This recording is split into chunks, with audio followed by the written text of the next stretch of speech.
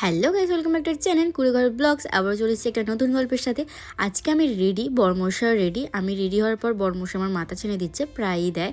আর ও যাবে ক্যামেরার কাজে, আর আমি হলুদ শাড়ি পরে যাব গায়ে হলুদে। তবে আজকে এক বিয়ে বাড়িতে নয়, দুজন আলাদা আলাদা বিয়ে বাড়িতে যাব। ও যাবে যেখানে কন্ট্যাক্ট নিয়েছে সেখানে, আর আমি যাব আমার মামার বাড়িতে। নিজের মামার মেয়ে হলে তো আমি আমার বরকে দিয়েই কাজ করাতাম, কিন্তু এটা হচ্ছে আমার দাদুর ভাইয়ের ছেলের মেয়ে, মানে আমার মামার মেয়ে হয়। আর পাশেই বাড়ি, এই যে পুকুরটার ওপারে মামার বাড়ি, পুকুরের এপারে এই মামার বাড়ি। এখানে এসে দেখছি বিদ্যুৎ শ্যুট চলছে, আর জবাদি ফুলের টেকলি বানাচ্ছিল। আমি ওখানে অনেকক্ষণ দাঁড়িয়ে দাঁড়িয়ে আবার চলে এসেছি মামার বাড়িতে। এসে সবার সাথে কথা বলতে বলতে বৌদি হঠাৎ করে বললো, আমার তো কোনো স্নান হয়নি, তোমার স্নান হয়ে গেছে, তুমি একটু দাদুর গলায় মালাটা পরিয়ে দাও। মালাটা আজকে নিয়ে এসছে, আগের মালাটা শুকিয়ে গেছিলো, তাই আমি দাদুকে একটা মালা পরিয়ে দিলাম। আর এই হচ্ছে আমার দিদিমা। বিয়ে বাড়ি ওপারে হলো, সব খাওয়া দাওয়া এখানে হবে। এই যে সবাই মিলে এখন সকালে টিফিন করছে, আমিও ভাবছি খেয়ে নেবো, কারণ খিদে পাচ্ছে। বৌদি এখনও রেডি হয়নি, কখন হবে জানি না, এখন দেরি আছে যেহেতু গায়ে হলুদের। আমি একটু খেয়ে নিলাম, খেয়ে নিয়ে চলে এসেছি আবার বউয়ের কাছে। ফটোশ্যুটে একটু হেল্প লাগতো, ওই যে টোপরটা ধরে আছে না বরের, সেটা নিয়ে একটা ফটোশ্যুট ছিল, সেটাই করলাম। প্রথম যখন আসি তখন অনেকটা ফাঁকা ছিল, আর এখন দেখছি গেটটা সুন্দর করে সাজিয়ে দিয়েছে। এই হলো এন্ট্রির পথ, ভিতরে চেয়ার টিয়ার সব দিয়ে দিয়েছে। এই যে গেল, এটা হচ্ছে মেয়ের ভাই, খুব দায়িত্ব নিয়েছে, পুরো দায়িত্ব একার ঘাড়ে। আর এই যে আমার বৌদি, দেখেছো তোমরা আগের ভিডিওতে, বৌদি, জবাদি আর বনশ্রীদি, তিনজনের শাড়ি পরে এসছে, আর আমি আছি। এখনো অনেক বউরা আসবে। এসে দেখছি এখনো মেয়ে রেডি নেই, সবে মাথা আজরাচ্ছে, মেকআপ করবে, ফুলের মালাগুলো পরবে। তারপর আমরা সবাই মিলে হাতে বিতে করে সুন্দর করে ফুলের মালাগুলো পরিয়ে দিয়েছি, দেখো তো কেমন লাগছে। তারপর মেয়ে নিজে নিজেই মেকআপ করছে, আর মেয়ের বান্ধবী হেয়ারস্টাইল করে দিল। এই যে রাজীবদার মেয়েও চলে এসছে, আর অনেক বউরাও চলে এসছে, আর এদিকে বরমশাইও চলে এসছে।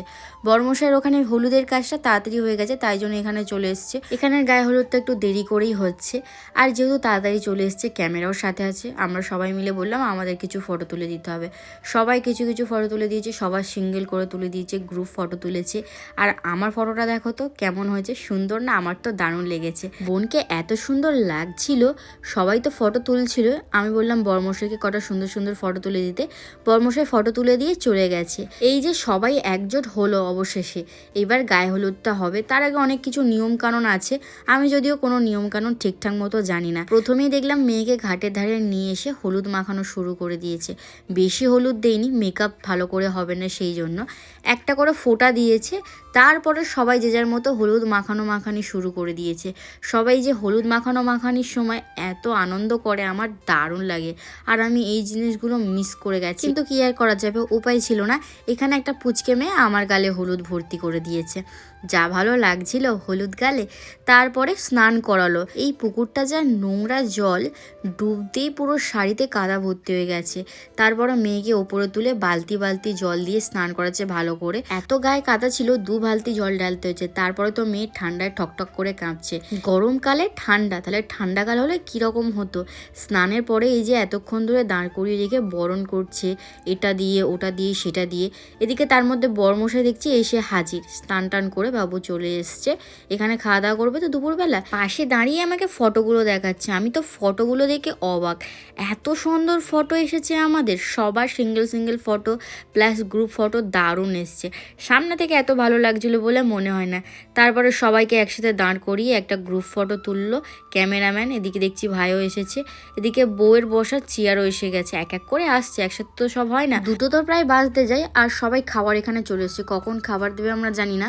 সবাই মিলে গান শুনে নাচা শুরু করে দিয়েছি। বিয়ের একটা আনন্দ যে ব্যাপারটা হয় না, সেটাই। আর বাচ্চারা তো খুব খুশি, বাচ্চাগুলো দেখো আবার শাড়ি পরেছে সুন্দর করে।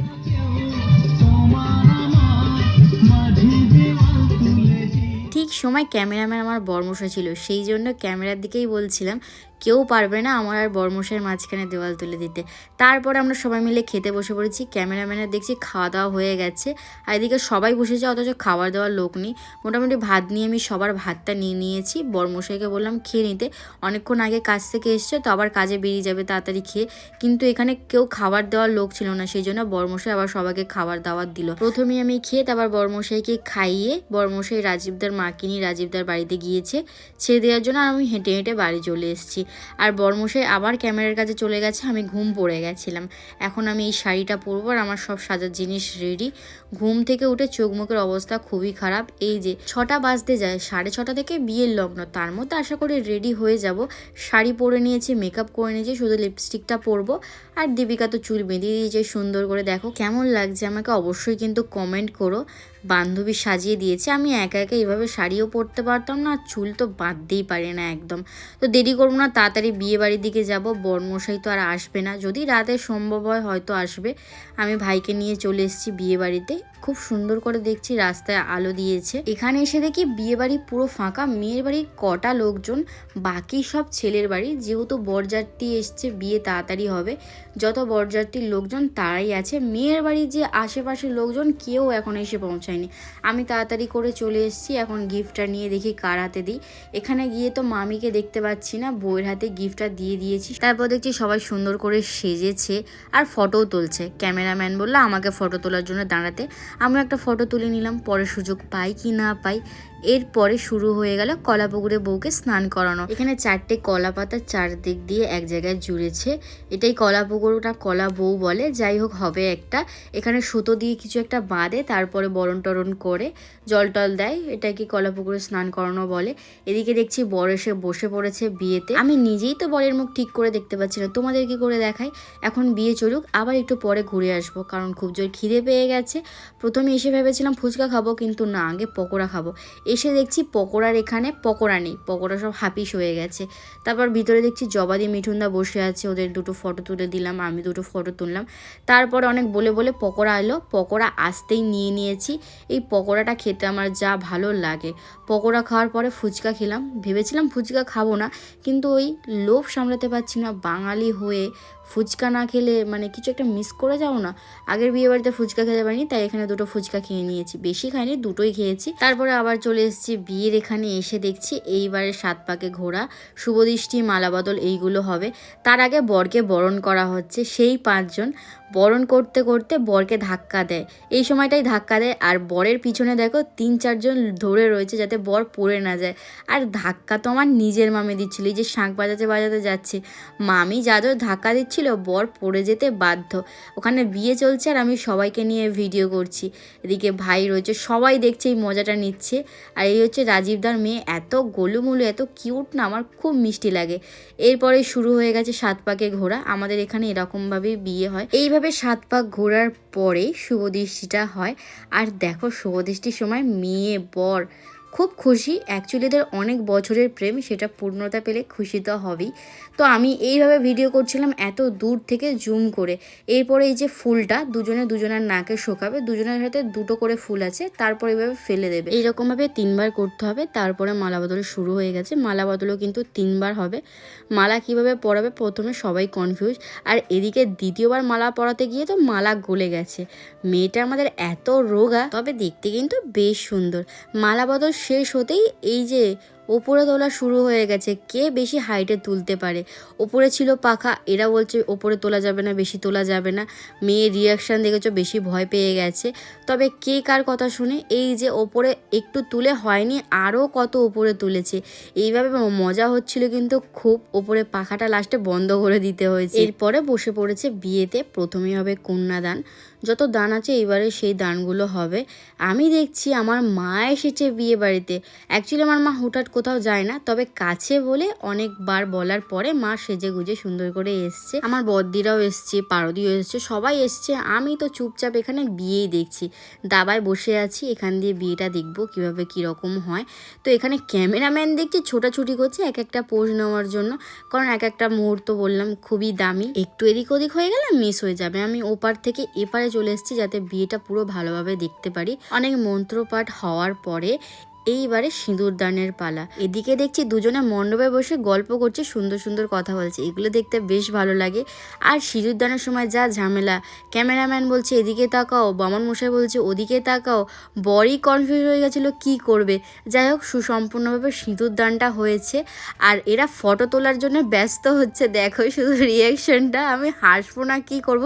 লাস্টে আমি বললাম আগে সিঁদুরদান হয়ে যাক, তারপরে ফটো তুলবে। ফটো চক করে বিয়ের পরে যে লজ্জাবস্ত্রটা টেনে দেয় সেটাই টেনে দিতে ভুলে গেছিলো। যাই হোক সুন্দরভাবে বিয়েটা হয়ে গেছে। এবার খইপোড়া টইপোড়া হবে, আমি তো চলে এসেছি এখানে, দেখছি নাচানাচি জোরদার হচ্ছে, আমিও শুরু করে দিয়েছি নাচানাচি।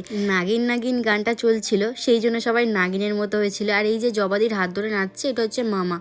মামার বয়স কম, আর মামা কিন্তু একদম বন্ধুর মতো, এত সবার সাথে মিলেমিশে নাচানাচি করে, মনেই হবে না মামা বলে, আর এত হাসি মজা করে। আর এদিকে বনশ্রীদি আর বনশ্রীদির মেয়ে এত সুন্দর নাচ করছিল। বনশ্রীদি যেভাবে করছিল সেইভাবে তার মেয়েও করছিল, পুরোটা ক্যাপচার করতে পারিনি।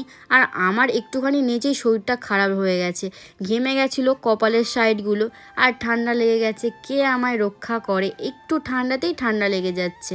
সবাই নাচানাচি করে ক্লান্ত হয়ে গেছে। এইবারে শুরু হয়ে গেছে মিঠুনদা আর মামা, দুজনে মিলে বেশ সুন্দর নাচানাচি করছিল। হঠাৎ করে দেখছি বর বউ এসছে, খাওয়ার জন্য নয়, বরের দিদি খেতে এসছে সেটা দেখার জন্য। আমরা সবাই মিলে বর বউকে টেনে নাচানাচি শুরু করে দিয়েছি। সবাই কিন্তু খুব আনন্দ করছিল এই মুহূর্তটা। বর তো আমাদের লজ্জায় পালিয়ে যাচ্ছিল, মামা তো টেনে টেনে নিয়ে এসছে, নাচতেই হবে। তারপরে সবাই গোল গোল ঘুরে ঘুরে নাচছিলাম, সেই ক্লিপটা আমার কাছে নেই, কারণ আমি তো নাচছিলাম, ফোনটা কে ধরবে। যাই হোক এই মুহূর্তটা খুব সুন্দর ছিল। তারপর আমরা সবাই ক্লান্ত হয়ে পড়েছি, আর অনেক রাত হয়ে গেছে, এবার চলে এসেছি খেতে।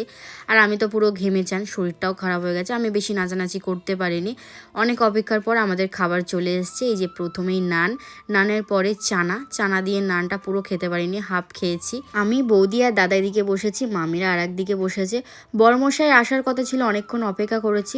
তারপর বরমশাই বললো আমার একটু দেরি হবে, তাই জন্য আমরা খেতে বসে পড়েছি। কি আর করব, কত অপেক্ষা করব, খিদেও তো পেয়ে গেছে, নাচানাচি করলে খিদে তো পাবে। পরের মেনু ছিল ডাল আর ঝুড়ি ঝুড়ি আলু ভাজা, যেটা বেস্ট খাবার, বিয়ে বাড়ি বলো যে কোনো অনুষ্ঠান বাড়ি। মাছ আসতেই আমি একটা লেজা চেয়ে নিলাম, কারণ লেজা আমার ফেভারিট। মাছটা খুব টেস্টি ছিল। তারপরে মাংস এসে গেছে, আমি 2-3 পিস মাংস খেয়েছি। লাস্ট আইসক্রিম আসতে সবাই যে যার আইসক্রিম নিয়ে নিয়েছে, আমারটা পড়েছিল, ঠান্ডা লেগেছে বলে আমি আইসক্রিমটা খাইনি, বৌদিকে দিয়ে দিয়েছি গরম জল দিয়ে হাত ধুয়ে নিয়ে। এদিকে দেখছি রাজীবদার এখনও খাওয়া হয়নি। রাজীবদাকে জিজ্ঞাসা করছিলাম কেমন খাওয়া দাওয়া হয়েছে, রাজীবদা বললো ভালো। এখানে মামা মামিরাও খেতে বসে পড়েছে। ইনি হলো রাজীবদার বউ, মানে আমার নিজের মামার ছোট মেয়ে, আর এটা হচ্ছে আমার মামার বড় মেয়ে। দুজনেই খুব কিউট মিষ্টি, আমাদের মতো। আমরা সব বোনেরাই খুব সুন্দর দেখতে। খাওয়া দাওয়া শেষ করে সবাইকে টাটা বলে বাড়ি যাওয়ার জন্য রওনা দিচ্ছিলাম। ভাই গাড়ি নিয়ে দাঁড়িয়ে আছে, আর পিছনে দেখছি রাজীবদা আসছে। যাই হোক রাজীবদা আমরা একসাথেই বাড়ি যাব। তোমাদের ভিডিওটা কেমন লেগেছে অবশ্যই জানিও। ভিডিওটা ভালো লাগলে লাইক কমেন্ট শেয়ার সাবস্ক্রাইব করে দিও। দেখাবে নতুন গল্পের সাথে। টাটা।